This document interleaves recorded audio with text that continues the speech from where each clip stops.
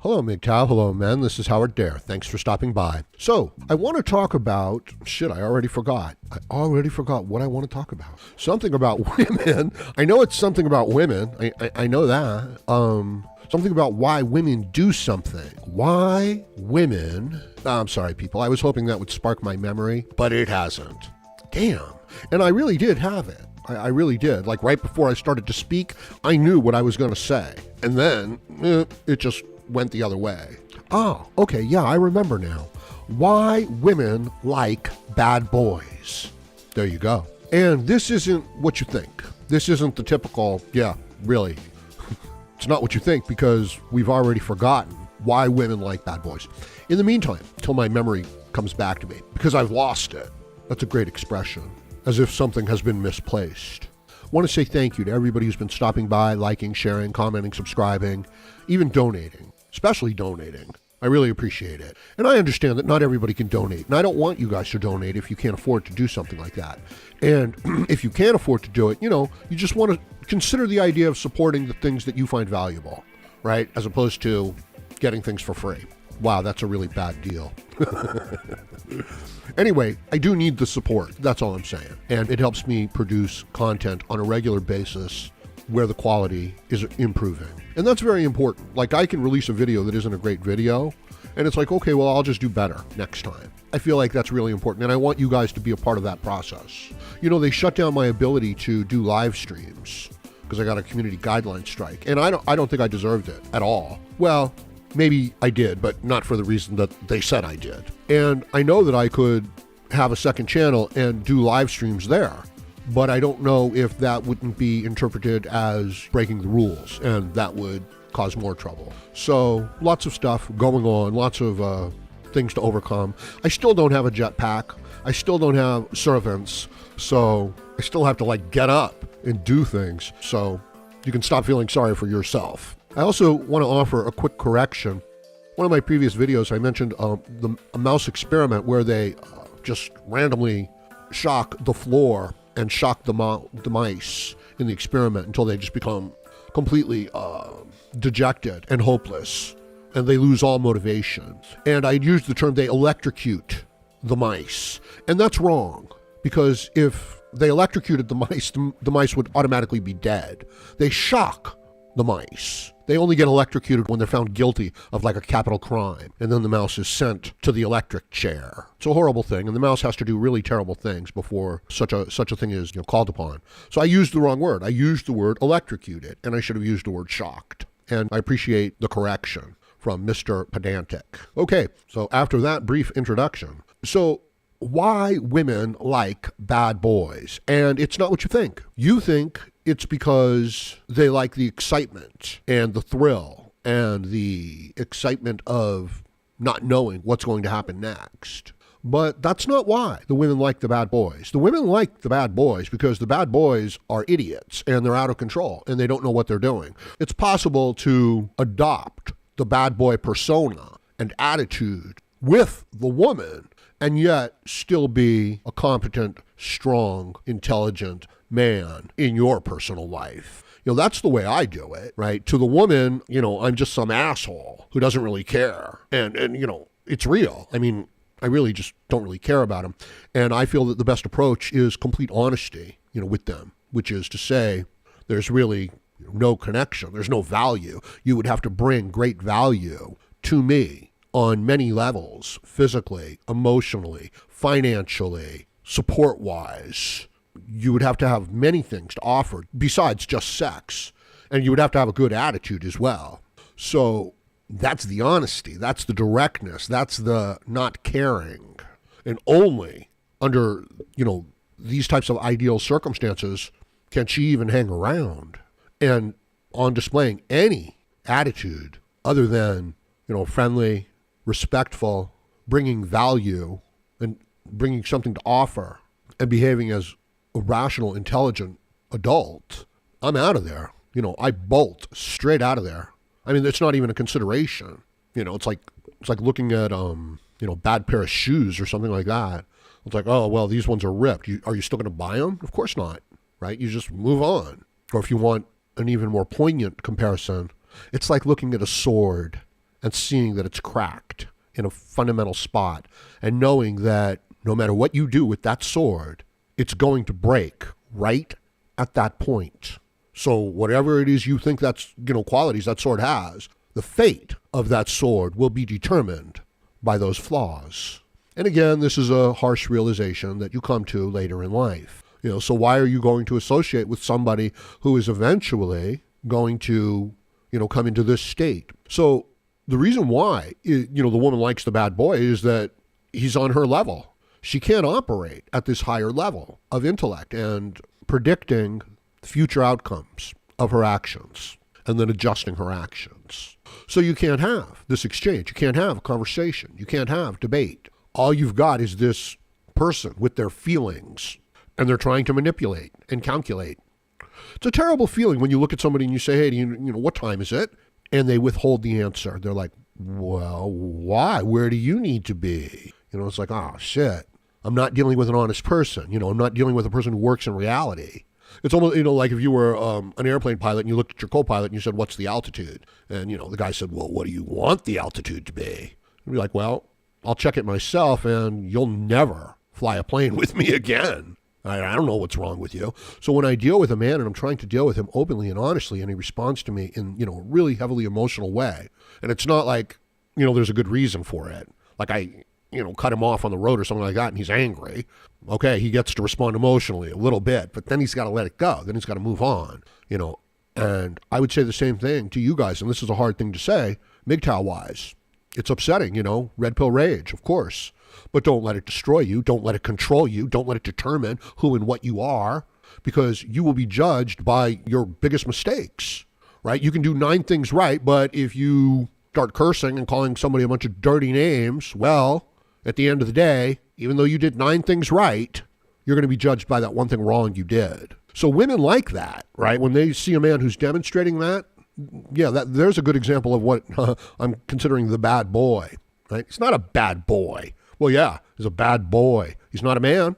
He's a boy who can't control his emotions, who can't think properly, who responds to his feelings. Why do women like him? Because they can control him. They're at the same level as him. It's not a rational thinking, intelligent adult that, as I said, can predict the future and can then adjust their behavior. No, it's a feeling creature that when you manipulate the situation around it, it loses control. And the woman smiles at that. There's your Mona Lisa smile because she knows that she has him. That's why a cool, detached, calm, collected demeanor is the most powerful, is the most alluring, is the most becoming of a man. And it's not a fake. It's not something that you're putting on. You're really cool, calm, collected, and you don't care about her. And your feelings are not wrapped up in it. And your self-worth is not wrapped up in it. And you are on the job. You are doing something. You're not some idle creature based on feelings. You have your plan. You have your agenda. You have your goal. You're building something. I really do liken a man to a construction worker. I'm sorry, it's just a great comparison. And yeah, let's liken the woman to a mid-level office worker. And I'm talking about how they organize things in their mind, how they look at the world. Yeah, a mid-level office worker. Repetitive work within the group. Not a lot of original thinking is required. Not a lot of risk-taking is required. You don't have to be a strong individual that stands out. You need to fit in with the group. That's your female mindset. And since we're the same, I guess the men and the young men should adopt that mindset. That the most important thing in life for them to do is to fit in and to not cause any trouble and to be part of the group. Because the group will take care of them, but it won't. The group won't take care of the men. The group, which is women and dependent class of people, children, elderly, damaged, and you could say temporarily damaged, but come on. So the female who's using attraction and emotions and her position within the group to get by, not her skill set, not her abilities, those are her abilities. You think she's going to like a cool, collected, calm man who's intelligent and thoughtful and can map out the future and who can't get sidetracked? Hell no, she's not going to like him. I mean, he's actually going to be the one who's best prepared to deal with reality and the obstacles of reality. So she's definitely going to be attracted to the strong man, but she knows that she's not going to have any significant power over him unless she gets her claws in, and then she can get into his emotions. And that's what a lot of men are angry about, that they let that happen. And it's got a lot to do with desperation. The men are starved for affection, any sort of female approval. So they like the bad boys because the bad boys are targets. And as I said, it's perfectly possible for you as a man to have a bad boy attitude regarding women, which is that you don't care and that you're willing to be, very honest with them. And I don't mean you're going to teach them about MGTOW. I just mean that you're going to be able to express your expectations in any sort of relationship dynamic or any sort of interaction, and that you're not going to engage in anything else. And you can see that, the women antagonize men into these emotional states.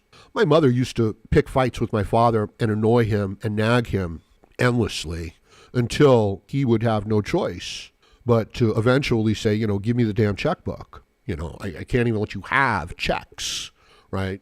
And then she would accuse him of having started an argument. So it's playing their game, right? It's playing a female game, and it's unbecoming of a man. So when I go to interact with a man, even a young man, and he becomes emotional and he starts calling people names like, you're a loser, I try to bring him out of it. I try to say, look, you've been treated fairly here. There's advantages and disadvantages. What do you want to do? And if the guy keeps acting emotionally, I have to cut off access and distance myself from it. Because it's like crazy. It's like, why would you as a man want to go into that realm? And the only reason that I could see why a man would do it would be for sex. And then it could only be temporary. So we really are coming up with this like code of conduct of interacting with women, right? Just this really temporary interaction and this very honest concerning, where you're coming from. And, understand that the female, even if you were in that circumstance, the female is probably going to be testing those limits, because it's a form of power, right? Women have emotional power. Men have physical power. We're talking relatively speaking, right? This is all relative, people. So relatively speaking, men have more physical power. And perhaps this is what allows them to be calmer, more collected, more capable in the physical world, or, perhaps, it's some other cause. And therefore, women have, seek out more emotional power. And they have it, especially since the males are raised to essentially worship and biologically seek out the females. Okay, look, let me summarize the important points.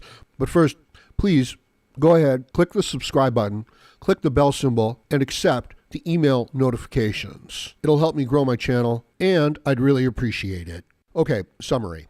Now, you may have to go back and watch some of my earlier videos, and I really don't know how to count, so you're just going to have to watch all of the videos. I'm sorry, ladies and gentlemen. That's the way it is. Because here's the thing. Point number one, man's tool for survival in this world, or any world, you got to love those distinctions, that you only get here on the Howard Dare channel. Because not only does what I say apply to here in this world, but it applies if you were out there in other worlds.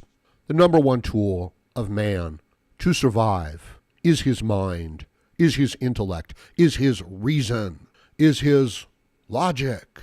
That's what allows man to transform the surface of the world. That's what allows man to survive and to prosper in the world. We're not strong. We don't have claws. We can't fly, but we can build jetpacks.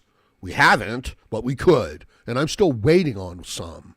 Okay, so that's man's number one tool for survival. And I hope you can look out at the world. I hope you can look out at your environment and realize the scope of what man can do with his mind. Point number two, women, although they have the ability, are essentially emotional. And that is how they get by in the world. And that is how they manipulate men. Now, men can fall into this trap also, and women can rise themselves out of this level of being. We see it all the time. Men lose control of their emotions. Mostly they express anger, frustration, and they use it to fuel, or so they think, their behavior. But it's more like an out-of-control fire than it is, any sort of like controlled furnace. And the women want access to that furnace. They want to be the ones to decide how the man operates, and they'll push his buttons until he loses it. Point number 3, it's possible for you as a man to operate according to the principles of logic and reason in your life, and therefore be effective, especially when you're dealing with other men and you're, dealing with obstacles. But when dealing with women, to be completely detached and to know that they're trying to manipulate you emotionally. And when you're dealing with other people, to know that they're responding and dealing with you largely on an emotional level. Now, they might be dealing with you on practical issues, okay? Like, I need you to pay this bill, right? But they're appealing to you on an emotional level. They're interacting with you on an emotional level. And no doubt, if, you're being frustrated and it's hard to deal with them, it's because your emotions are getting manipulated, or you're allowing them to be manipulated. So it's very important that you as a man have this ability to not get all upset, to be able to say, whatever the circumstance, even if somebody's pushing your buttons and they're trying to get you upset. Now, this is not to give up all emotion, right? Because I feel that direct honesty with people is a good policy, but not being a jerk. So there's a lot to say on this subject. And it's perfectly understandable that people are operating on their emotions. And I think that, the idea of a furnace is a fine example, right? Because if you overheat a furnace, it will explode. If you put too much pressure inside of that furnace, it will explode. But if you don't put enough pressure in the furnace, it's not going to drive any sort of, steam or any sort of reaction. So it's a balanced response. And the women want this raging furnace that's out of control. That's the bad boy, right? You can't control him. You don't know what he's going to do. He might explode at any moment. Even he doesn't know what he's going to do. And the reason why they find that appealing is because they can manipulate it. They can control that. But I hope you recognize that as a man, as an individual in your life, that reason, rationality, logic, the ability to predict the future, the outcome that you want in the world, and then to go after it. That's it. That's your tool for survival. That's the skill that you need to sharpen. That's the strength that you need to have. That's the resilience that you need to have. And anything that messes that up needs to be avoided. So you're not completely rejecting the emotions. You're not completely rejecting your passions, but you're not letting them drive you to this point of irrationality and stupidity, where you're basically playing a woman's game and you're going to lose. You're even going to lose inside of your own emotions. Like even after the woman's long gone, right? You're going to be like, I feel terrible. I'm all depressed. What did I do? I'm all angry. You're not even going to know what's going on. So it's not a good way to govern your life. So that's one of the reasons why the women like the bad boys. So I'm going to leave it at that for now. Let me know what you think about this in the comments section below. Please like, share, comment, subscribe, donate, and join me again, Howard Dare, as I plan to have more content for you. Thank you, MGTOW.